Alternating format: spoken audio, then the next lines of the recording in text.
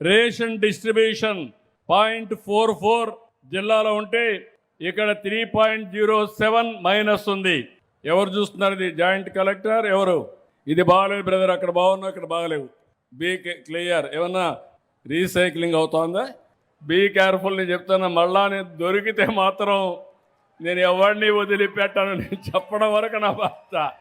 పేదవాడికి ఇచ్చే బియ్యం పేదవాడికే ఉపయోగపడాలి తప్ప రీసైక్లింగ్ చేస్తే మాత్రం ఎవరిని వదిలిపెట్టని మరొకసారి హెచ్చరిస్తున్నా, ప్రజలకు కూడా విజ్ఞప్తి చేస్తున్నా. ఒకవేళ మీకు వద్దనుకుంటే వేరే ఇస్తాం, అవి తీసుకోండి. మిల్లెట్స్ ఇస్తాం, లేకుంటే ఇంకొక నిత్యావసర వస్తువులు ఇద్దాం, కానీ వేస్ట్ చేయొద్దండి. మనం కూడా అవినీతికి పాల్పడే విధంగా చేయొద్దండి. వాళ్ళల్లో నీతి ఉండాలి, మనలో కూడా నీతి ఉండాలి. మనం ఎంకరేజ్ చేయకపోతే వాళ్ళు చేయలేరు. మనలో కూడా చిన్న లోపాలు ఉన్నాయి.